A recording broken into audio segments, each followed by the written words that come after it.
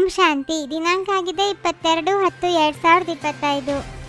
ನೀವು ಯಾರಿಗಾದರೂ ತಿಳಿಸುತ್ತೀರಿ ಅಥವಾ ಭಾಷಣ ಮಾಡುತ್ತೀರೆಂದರೆ ಬಾಬಾ ಬಾಬಾ ಎಂದು ಹೇಳುತ್ತಾ ತಿಳಿಸಿ. ತಂದೆಯ ಮಹಿಮೆ ಮಾಡಿ, ಆಗ ಬಾಣವು ನಾಟುವುದು. ನೀವು ಭಾರತವಾಸಿ ಮಕ್ಕಳು ಇಷ್ಟು ಸಾಹುಕಾರರಾಗಿದ್ದಿರಿ, ಸರ್ವಗುಣ ಸಂಪನ್ನರು, 16 ಕಲಾ ಸಂಪೂರ್ಣ ದೇವತಾ ಧರ್ಮದವರಾಗಿದ್ದಿರಿ. ನೀವು ಪವಿತ್ರರಾಗಿದ್ದಿರಿ, ಕಾಮಗಾಟಾರಿಯನ್ನು ನಡೆಸುತ್ತಿರಲಿಲ್ಲ. ಅವಶ್ಯವಾಗಿ ಭಾರತದಲ್ಲಿ ನೀವು ವಿಶ್ವದ ಮಾಲೀಕರಾಗಿದ್ದರಲ್ಲವೇ?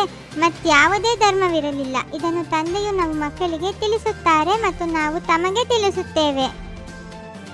ನಾನು ಭಾರತದಲ್ಲಿಯೇ ಬರುತ್ತೇನೆ ಮತ್ತು ರಾಜಯೋಗವನ್ನು ಕಲಿಸಲು ಬರುತ್ತೇನೆ. ನಾನು ಶ್ರೇಷ್ಠ ತಂದೆಯನ್ನು ನೆನಪು ಮಾಡಿ, ಏಕೆಂದರೆ ತಂದೆಯು ಕೊಡುವಂತಹ ದಾತನಾಗಿದ್ದಾರೆ. ನೀವು ತಂದೆಯನ್ನು ನೆನಪು ಮಾಡುವುದಿಲ್ಲ, ಆದ್ದರಿಂದ ಯಾರಿಗೂ ಬಾಣವನ್ನು ನಾಟುವುದಿಲ್ಲ, ಆ ಶಕ್ತಿಯೂ ಸಿಗುವುದಿಲ್ಲ. ಇಲ್ಲದಿದ್ದರೆ ನಿಮ್ಮ ಒಂದೇ ಭಾಷೆಯನ್ನು ಕೇಳಿದ್ದರೆ ಸಾಕು, ಕಮಾಲಾಗಿ ಬಿಡಬೇಕು. ಸ್ವರ್ಗದಲ್ಲಿ ಈ ಲಕ್ಷ್ಮೀನಾರಾಯಣರ ರಾಜ್ಯವಿತ್ತಲ್ಲವೇ? ನೀವು ಇದನ್ನೂ ಮರೆತು ಬಿಟ್ಟಿದ್ದೀರಿ. ನಿಮಗೆ ಇದೂ ಸಹ ತಿಳಿದಿಲ್ಲ. ರಾಧೆ ಕೃಷ್ಣರೇ ಸ್ವಯಂವರದ ನಂತರ ಲಕ್ಷ್ಮೀನಾರಾಯಣರಾಗುತ್ತಾರೆ. ಸರ್ವರ ಸದ್ಗತಿದಾತ ಪತಿತ ಪಾವನನು ನಾನೇ ಆಗಿದ್ದೇನೆ. ಆದರೆ ನೀವು ಪತಿತ ಪಾವನಿ ಗಂಗೆ ಎಂದು ಹೇಳಿಬಿಡುತ್ತೀರಿ. ನನ್ನೊಂದಿಗೆ ಯೋಗವಿಲ್ಲದ ಕಾರಣ ನೀವು ಇನ್ನೂ ಪತಿತರಾಗಿ ಬಿಡುತ್ತೀರಿ. ಹೊಸ ಪ್ರಪಂಚದಲ್ಲಿ ಜಮುನಾ ನದಿಯ ತೀರದಲ್ಲಿ ಹೊಸ ದೆಹಲಿ ಇತ್ತು. ಅಲ್ಲಿ ಲಕ್ಷ್ಮೀನಾರಾಯಣರ ಮಹಲುಗಳಿತ್ತು. ಸ್ವರ್ಗವಾಗಿತ್ತು. ಈಗ ಸ್ಮಶಾನವಾಗಲಿದೆ. ಎಲ್ಲವೂ ಭಸ್ಮವಾಗಲಿದೆ. ತಂದೆಯ ನೆನಪು ಇಲ್ಲದಿರುವ ಕಾರಣ ನಿಮ್ಮಲ್ಲಿ ಆ ಹರಿತವು ತುಂಬುವುದಿಲ್ಲ. ದೇಹಾಭಿಮಾನದಲ್ಲಿ ಬಂದು ಬಿಡುತ್ತೀರಿ. ಬಂಧನದಲ್ಲಿರುವವರು ಯಾರು ಪೆಟ್ಟು ತಿನ್ನುತ್ತಾರೆಯೋ ಅವರು ನಿಮಗಿಂತಲೂ ಹೆಚ್ಚು ನೆನಪಿನಲ್ಲಿರುತ್ತಾರೆ.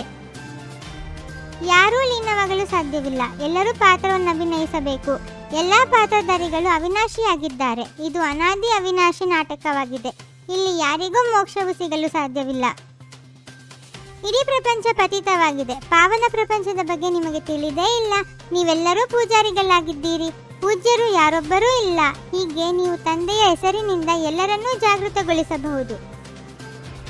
ನೀವು ನೆನಪಿನ ಯಾತ್ರೆಯಲ್ಲಿರುವುದಿಲ್ಲ. ಆದ್ದರಿಂದಲೇ ಇರುವೆ ಮಾರ್ಗದ ಎಂದರೆ ನಿಧಾನವಾಗಿ ಸರ್ವಿಸ್ ಮಾಡುತ್ತೀರಿ. ತಂದೆಯ ಹೆಸರನ್ನು ತೆಗೆದುಕೊಳ್ಳಿ, ಅನ್ಯರಿಗೆ ಆಗ ಬಾಣ ನಾಟುವುದು. ತಂದೆಯು ತಿಳಿಸುತ್ತಾರೆ, ನಾನು ಭಾರತದಲ್ಲಿಯೇ ಬರುತ್ತೇನೆ. ಯಾರು ಪೂಜ್ಯರಿದ್ದರೋ ಅವರು ಪೂಜಾರಿಗಳಾಗುತ್ತಾರೆ. ನಾನಂತೂ ಪೂಜ್ಯನಾಗಲಿ ಪೂಜಾರಿಯಾಗಲಿ ಆಗುವುದಿಲ್ಲ. ಅಹಂ ಬ್ರಹ್ಮಾಸ್ಮಿ. ನಾವು ಮಾಯೆಗೆ ಮಾಲೀಕರಾಗಿದ್ದೇವೆಂದು ಕೆಲವರು ಹೇಳುತ್ತಾರೆ. ನೀವು ಹಣಕ್ಕೆ ಮಾಯೆ ಎಂದು ಹೇಳುತ್ತೀರಿ. ಹಣದ ಮೇಲಿನ ಮೋಹವು ಮಾಯೆಯಾಗಿದೆ. ಯೋಗ ಬಲದಿಂದಲೇ ನೀವು ವಿಶ್ವದ ಮಾಲೀಕರಾಗುತ್ತೀರಿ. ಮಕ್ಕಳೇ, ಪ್ರತಿ ಮಾತಿನಲ್ಲಿ ತಂದೆಯ ಹೆಸರನ್ನು ತೆಗೆದುಕೊಳ್ಳುತ್ತಾ ಇರಿ. ಆಗ ಎಂದೂ ಯಾರು ಏನನ್ನೂ ಹೇಳಲು ಸಾಧ್ಯವಿಲ್ಲ. ತಂದೆಯು ಈ ರೀತಿ ಹೇಳುತ್ತಾರೆ ಎಂದು ಹೇಳುವುದರಿಂದ ನೀವು ಪಾರಾಗುತ್ತೀರಿ. ಯಾರೂ ನಿಮ್ಮ ಬಳಿ ವಾದ ಮಾಡುವುದಿಲ್ಲ. ತ್ರಿಮೂರ್ತಿ ಶಿವ ತಂದೆ ಎಂದು ಹೇಳಬೇಕು, ಕೇವಲ ಶಿವ ಎಂದಲ್ಲ. ಸತ್ಯ ವೈಷ್ಣವರಾಗಬೇಕಾಗಿದೆ. ಯಾವುದೇ ಹಿಂಸೆ ಮಾಡಬಾರದು. ದೇಹ ಸಹಿತ ಎಲ್ಲ ಸಂಬಂಧಗಳಿಂದ ಬುದ್ಧಿಯೋಗವನ್ನು ತೆಗೆಯಬೇಕಾಗಿದೆ. ಸರ್ವೀಸಿನಲ್ಲಿ ಸಫಲತೆಯನ್ನು ಪ್ರಾಪ್ತಿ ಮಾಡಿಕೊಳ್ಳಲು ಅಹಂಕಾರವನ್ನು ಬಿಟ್ಟು ಪ್ರತಿ ಮಾತಿನಲ್ಲಿ ತಂದೆಯ ಹೆಸರನ್ನು ತೆಗೆದುಕೊಳ್ಳಬೇಕಾಗಿದೆ. ನೆನಪಿನಲ್ಲಿದ್ದು ಸೇವೆ ಮಾಡಬೇಕಾಗಿದೆ. ಹಾಜಿಯ ಪಾಠದ ಮೂಲಕ ಸೇವೆಯಲ್ಲಿ ಮಹಾನಾಗುವಂತಹ ಸರ್ವರಿಂದ ಆಶೀರ್ವಾದಕ್ಕೆ ಪಾತ್ರ ಭವ. ಯಾವುದೇ ಸೇವೆ ಖುಷಿ ಮತ್ತು ಒಲವಿನಿಂದ ಮಾಡುತ್ತಾ ಸದಾ ಗಮನವಿರಲಿ. ನಾನು ಏನು ಸೇವೆ ಮಾಡುತ್ತಿರುವೆ ಅದರಲ್ಲಿ ಎಲ್ಲರ ಆಶೀರ್ವಾದ ಪ್ರಾಪ್ತಿಯಾಗಲಿ. ಎಲ್ಲಿ ಆಶೀರ್ವಾದವಿರುತ್ತೆ ಅಲ್ಲಿ ಪರಿಶ್ರಮವಿರುವುದಿಲ್ಲ. ಹಾರ್ಡ್ ವರ್ಕರ್ ಜೊತೆ ತಮ್ಮ ಸ್ಥಿತಿಯನ್ನು ಸಹ ಶಕ್ತಿಶಾಲಿಯನ್ನಾಗಿ ಮಾಡಿಕೊಳ್ಳುವ ಲಕ್ಷ್ಯವನ್ನಿಟ್ಟುಕೊಳ್ಳಿ. ಓಂ ಶಾಂತಿ. 21 ಜನ್ಮಗಳಿಗೆ 21 ಪರಮಾತ್ಮನ ಮಹಾವಾಕ್ಯಗಳನ್ನು ಆಲಿಸಿ ಹಾಗೂ ನಿಮ್ಮದೇ ಆದ ಈ ಚಾನಲ್ಗೆ ಲೈಕ್ ಮಾಡುವುದನ್ನು ಮರೆಯದಿರಿ.